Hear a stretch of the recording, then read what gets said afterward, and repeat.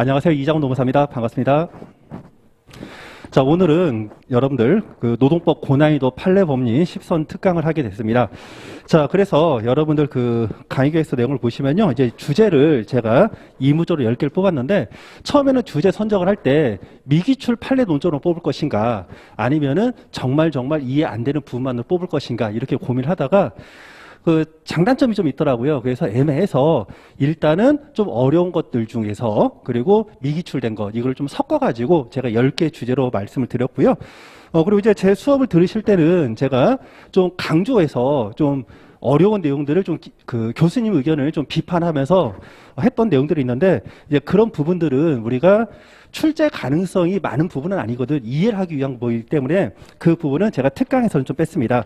그래서 특강 주제를 보시면은 일단 취역기 분립 변경은 우리가 출제가 거의 다 됐습니다. 일단 취역기 분립 변경의 내용이 무엇인지, 그리고 분립 변경을 했을 때 94조 1항 단서 규정 위반 여부에 관련해 가지고 주체의 문제, 그리고 동의 방식의 문제, 이런 것들이 다 출제가 되었었고요. 이제 출제가 안 된 부분은 집단적 의사결정 법을 위한 동의를 받지 않아서 무효인 경우, 그 무효가 유효인 경우가 있죠. 그래서 세 가지가 있는데, 사회통념 합리성 이론, 그리고 신규 입사자 이론, 소급동의 문제, 이 세 가지가 있는데 이거는 직접적으로 출제가 안 됐습니다. 그래서 그 중에서 좀 많이 어려운 소급동의 문제를 제가 첫 번째 주제로 뽑았고요.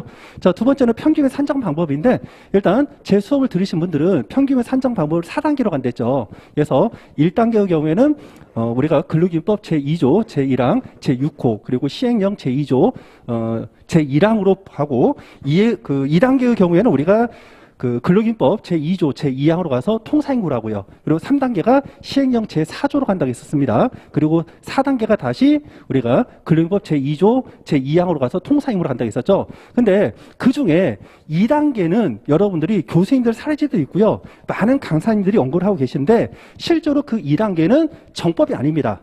정법이 아니고 그거는 예외적인 특수한 판례다. 그래서 그런 부분들에 대해서 제가 좀 평균 산정 방법 관련해서 강조를 해드릴 거고요.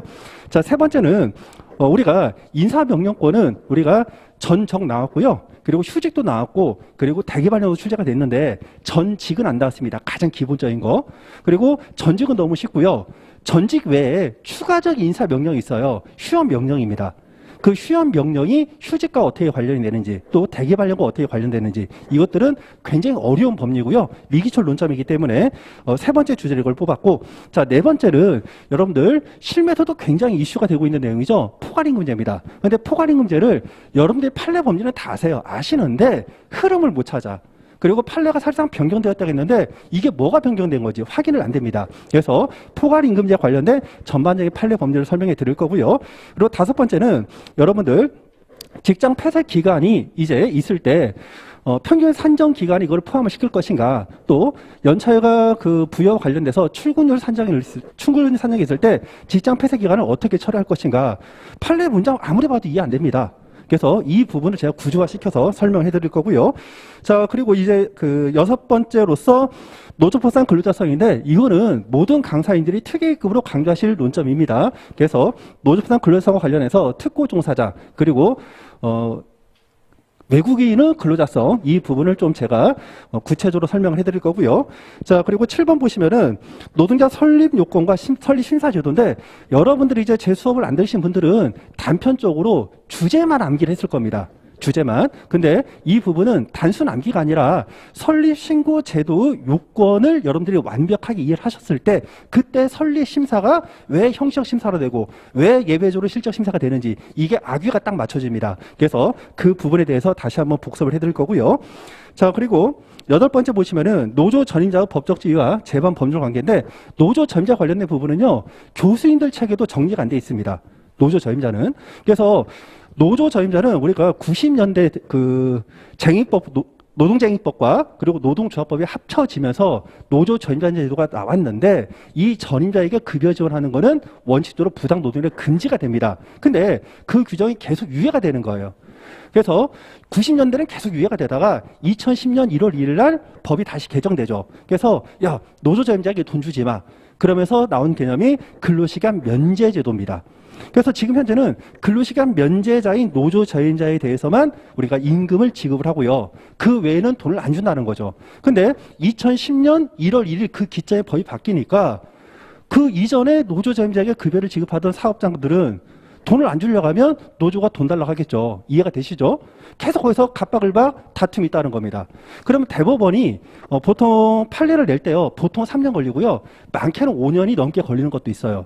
그러다 보니까 지금까지도 지금 근로시간 면제 제도가 도입되기 이전의 노조 저임자에 관련된 법적 분쟁이 발생을 하는 겁니다. 판례들이. 자, 그러다 보니까 최근에 이 부분을 명백하게 우리가 입법적으로 해결하죠. 그래서 근로시간 면제자가 아닌 노조 저임자는 누구한테 돈을 받는다?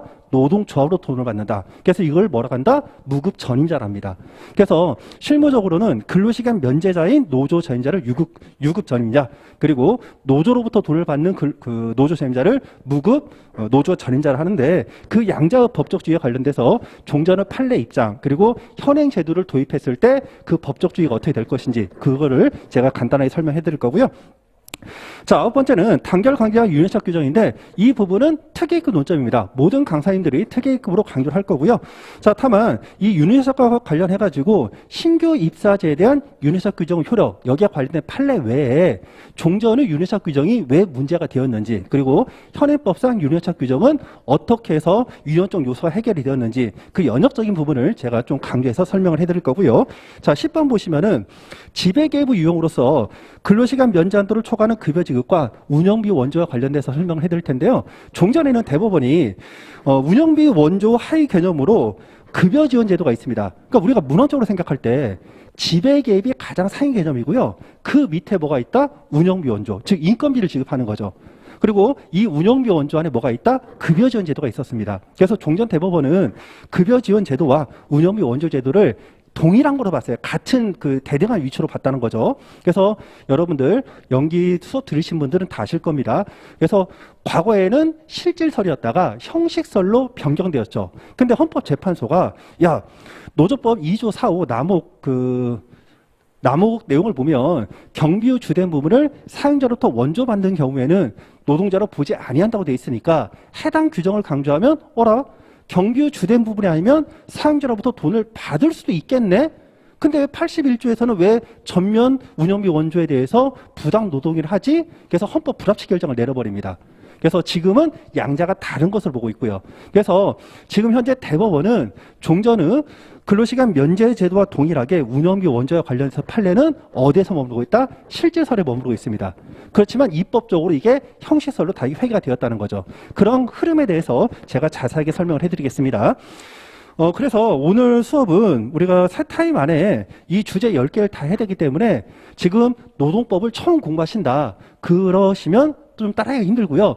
최소한 여러분이 노동법을 1회독 하신 분들이 적합한 수업이다. 이걸 먼저 말씀드리고 본 수업을 진행하도록 하겠습니다.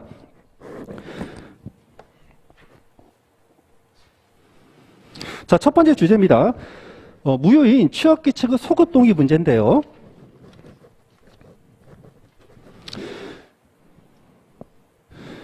자, 일단 우리가 간단하게 여러분들에게 키워드를 정리해 볼게요.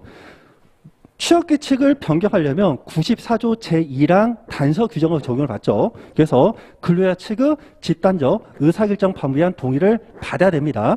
근데 집단적 의사결정 방법의 동의를 받지 않으면 일단 94조 2란 단서 규정은 법적 성격이 강행 규정이기 때문에 전면 무효가 되죠. 무효가 됩니다. 자, 다만 사회통념상 합리성이 있는 경우에는 예외적으로 그 절차를 거치지 않았다 하더라도 해당 그 변경 자체 전체를 유효한 것으로 보고 있고요. 그리고 그 예외에 우리가 신규 입사자가 있습니다. 그러면 이 신규 입사자는 지금 해당 취업규칙이 절차 위반으로 무효인지 아닌지 이 사람은 관계가 없다는 거죠. 이런 취업규칙이 있어. 너 들어올래 말래? 오케이.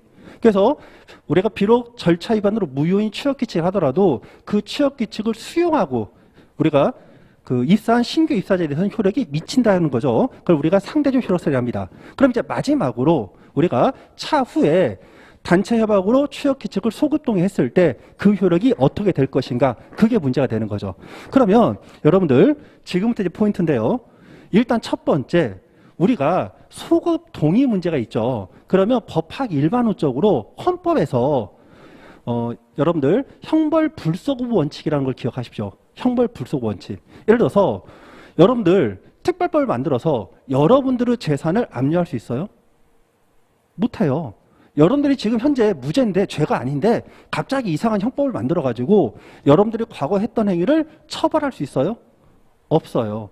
무슨 말이냐면 어떠한 법규를 만들어가지고 누군가의 자유나 권리, 재산을 제한하려면 소급 입법은 안 됩니다. 소급해서 할 수는 없어요. 장래효만 인정이 됩니다. 이해가 됐죠? 자, 다만 우리가 확정된 권리나 또는 확정된 사실관계에 대해서는 소급 입법으로 우리가 제한을 못하지만 확정된 권리가 아니거나 확정된 사실관계가 아니면 소급해서 제한이 가능하다 안 가능하다? 가능하다라는 거죠. 그래서 일단 노조 측과 사용자 측이 합의한 내용이 기왕의 사실인지, 그러니까 확정된 권리인지 아니면 이게 일정한 기대 이익인지, 사실상의 기대 이익인지 이걸 먼저 확인을 하셔야 됩니다. 그게 교시는 여기까지 하시고요. 2교시 때 포괄인 문제부터 다시 나가도록 할게요.